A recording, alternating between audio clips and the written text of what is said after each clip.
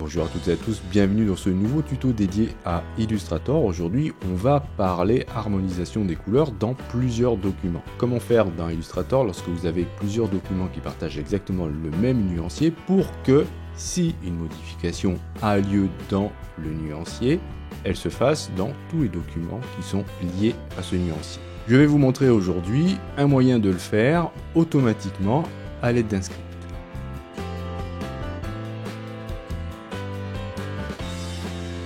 D'abord, on va faire un peu de théorie et voir comment cela se passe dans Illustrator. Je vais partir avec un document vide et je vais commencer avec des couleurs que j'ai mis dans ma bibliothèque Creative Cloud. Le but étant de vérifier si, en appliquant une couleur à un objet, est-ce que je peux ensuite modifier la couleur de la bibliothèque pour que l'objet change de couleur. Est-ce qu'on va me proposer une alerte comme c'est le cas avec XD par exemple. Alors on va vérifier ça, je vais créer un objet, même plusieurs, voilà, j'en fais 3. Je vais appliquer la première couleur à cet objet en cliquant tout simplement sur la couleur dans ma bibliothèque, après avoir sélectionné mon objet. Je vais faire la même chose pour celui-ci et celui-là. Alors, mes couleurs ont des numéros, voilà, c'est plus facile pour les identifier. Alors maintenant, je peux faire un clic droit sur ma couleur dans le panneau bibliothèque pour demander à modifier cette dernière. Je vais dire qu'elle est maintenant jaune, et vous voyez que rien ne se passe dans mon document.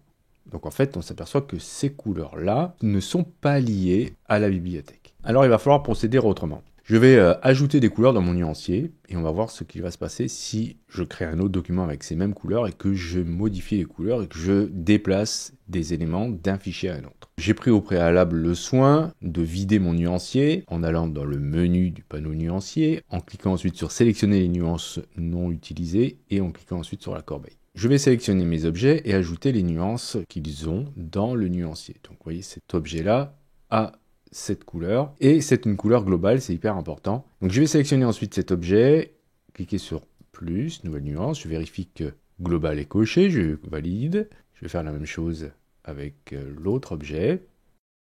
Et je vais bien sûr nommer ces couleurs. Donc celle-ci, ça serait la numéro 3. Alors non, il y a déjà le nom, donc 02. Et celle-ci, ce serait la 1. Alors je vais jeter ce groupe à la corbeille, voilà. Je peux ensuite organiser mes couleurs, je les sélectionne et je clique sur l'icône nouveau groupe de couleurs pour créer un groupe. Alors maintenant, je vais créer un autre document de la même taille. Je vais vider mon nuancier, donc je sélectionne les nuances qui sont non utilisées et je clique sur la corbeille. Bon, c'est pas une obligation, mais ça me permet voilà, de me concentrer uniquement sur les couleurs que je souhaite utiliser. Donc là, vous voyez, je n'ai pas ces couleurs-là. J'aimerais pouvoir facilement les amener dans mon nouveau document. Eh bien, je peux, à partir de mon document dans lequel se trouvent mes couleurs, créer un nuancier. Donc, je sélectionne mon groupe. Je vais ensuite, dans le menu de mon panneau nuancier, demander à enregistrer la bibliothèque de nuances sous AI, par exemple, que je vais appeler test 2, par exemple. Ensuite, dans mon autre document, ici, je vais dans le menu du panneau nuancier, je vais demander à ouvrir la bibliothèque de nuances, utilisateur, et j'ai ici test 2. Donc je peux maintenant cliquer sur le groupe de couleurs pour l'ajouter à mon nuancier. Je me retrouve exactement avec les mêmes couleurs dans chaque document. Donc ça veut dire que Illustrator travaille uniquement avec les couleurs du nuancier du document, qui est propre au document. Donc maintenant, je vais créer d'autres objets. Allez, cette fois-ci plutôt des ellipses, qu'on puisse les distinguer. Je vais assigner des couleurs. Allez, je vais en faire une autre. Puis je vais vous montrer aussi l'intérêt des couleurs globales. Si je modifie la couleur numéro 2, je double-clique dessus. Je vais cocher aperçu ici pour qu'on puisse apercevoir que si je fais une modification de cette couleur dans le panneau nuancier, je vais affecter tous les autres objets qui possèdent cette couleur. Ça, c'est la particularité des couleurs globales dans Illustrator et c'est super bien. Donc là, j'ai modifié la couleur numéro 2. Ok, donc je vais copier cet objet et je vais le coller dans ce document. Que va-t-il se passer puisqu'il y a déjà une couleur numéro 2? Eh bien, on va avoir une alerte qui, par défaut, est réglée sur fusionner les nuances, mais vous avez aussi la possibilité d'ajouter des nuanciers. Fusionner les nuances, ça veut dire que vous allez remplacer la couleur de l'objet collé par la couleur du nuancier, car ici elle porte le même nom. Si vous demandez à ajouter des nuanciers, vous allez créer une autre couleur. Mais ici, ce qu'on souhaite, c'est modifier justement les couleurs provenant d'un autre document. Donc si je clique sur OK ici, eh bien, je vais avoir un rond de quelle couleur? Dites-moi. Eh bien, normalement, de la couleur de ce rectangle.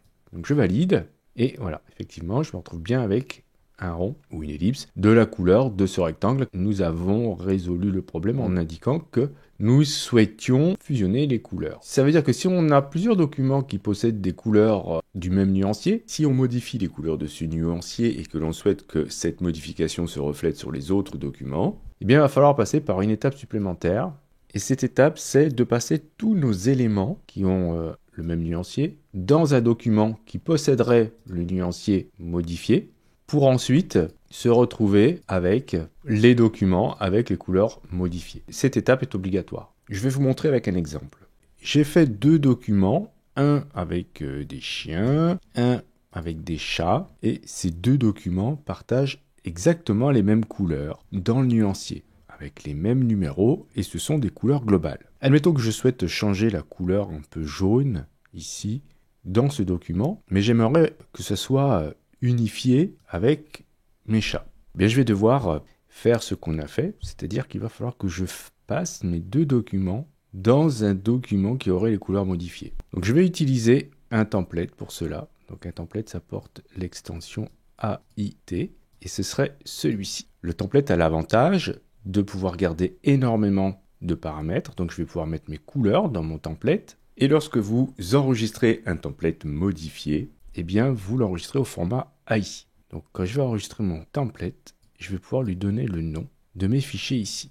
Là, j'ai mon template et là, j'ai des AI. Donc, si je prends tous les objets qui sont ici, que je les colle là, s'il y a les mêmes couleurs, je vais pouvoir faire le transfert des couleurs. Et ensuite, je vais le réenregistrer au format AI. Voyons voir comment ça marche à la main.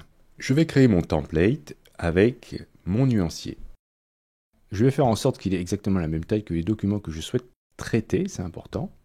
Et bien sûr, le même mode colorimétrique. Donc ici, je suis avec du cyan, magenta, jaune et noir, donc je vais rester comme ça. Je vais vider mon nuancier, même si encore une fois, c'est pas obligatoire, mais c'est pour avoir quelque chose de plus propre. Et j'ai besoin de mettre dans mon nuancier les couleurs que je souhaite utiliser. Donc je les ai enregistrées dans un fichier à part, comme on a fait tout à l'heure en exportant nos couleurs.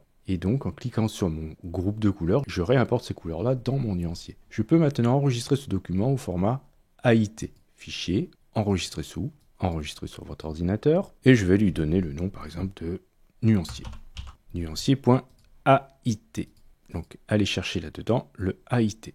C'est très important. Donc, je l'ai déjà fait, je valide l'écrasement. Ce qui fait que c'est à partir de ce fichier-là que je vais modifier mon nuancier. C'est très important. Admettons que je souhaite changer, ici c'était la couleur numéro 3, pour tous mes documents. Ici j'en ai que deux, ça va aller vite, donc je vais aller dans mon nuancier, .AIT, je vais sélectionner la couleur numéro 3, double-cliquer dessus, et je vais faire vraiment une couleur immonde pour qu'on puisse bien la distinguer. Donc je la mets en rouge comme ça, et je valide. Si je prends mon chat, que je le copie, que je colle là, je vais avoir un conflit de nuances. Je vais dire que je fusionne les nuances, et du coup je vais me retrouver avec la couleur numéro 3 qui a été appliquée.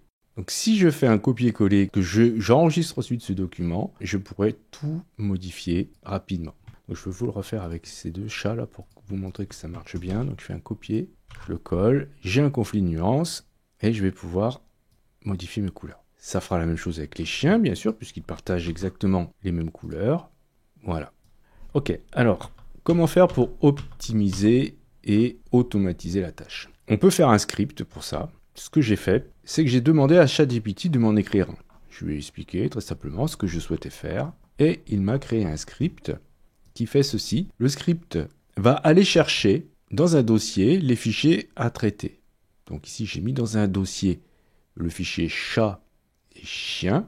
D'ailleurs, je vais les enregistrer pour qu'on soit sûr. Voilà. Et j'ai aussi un fichier nuancier qui est un template. Ce que je demande au script, c'est d'abord de me dire qu'il faut absolument que la taille du plan de travail soit identique au fichier que l'on va copier, car ici, ce qu'on va faire, c'est qu'on va aller chercher tous les objets présents dans ce fichier, on va les copier, on va les coller dans le template. S'il y a des couleurs de changer, on va les changer, et ensuite, on va enregistrer ce fichier template avec le même nom que le document sur lequel on a copié ces éléments. Donc il sera hyper important bien sûr de faire une copie des originaux car là il n'y a pas de sécurité. Donc je vais le faire. J'ai mon fichier template ici, AIT, qui se trouve ici, et j'ai créé un dossier couleur dans lequel se trouvent mes deux documents, chat et chien. Je vais ouvrir le fichier AIT. Une fois ouvert, je retrouve bien dans mon nuancier les couleurs que j'ai placées dedans, et ça c'est super pratique. On va dire que je souhaite maintenant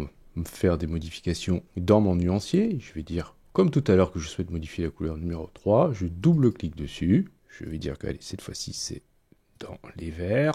Je valide et je peux maintenant appeler le script que j'ai placé dans le dossier des scripts d'Illustrator pour que ce soit facile à aller chercher. Quand je fais fichier, script, il se trouve ici. Sinon, vous cliquez sur autre script et vous allez chercher le script sur votre disque dur là où vous l'avez enregistré. Donc ce script, une fois que je le lance, il va me demander si j'ai bien vérifié la taille du plan de travail du document. Il faut qu'il ait la même taille que les fichiers sur lesquels se trouvent les éléments que je souhaite modifier, car on va faire un copier-coller et écraser les fichiers d'origine. Donc c'est hyper important de faire des copies, je le répète. Donc je dis oui, c'est bon. Et maintenant il va me demander de sélectionner le dossier contenant les fichiers Illustrator, donc les fichiers que je souhaite modifier. Voilà, il s'agit du dossier couleur. Je valide en cliquant sur OK. Et le script va commencer à travailler. Il va ouvrir le premier fichier, copier ce qu'il contient, le coller dans le template. Du coup, les modifications de couleur se font.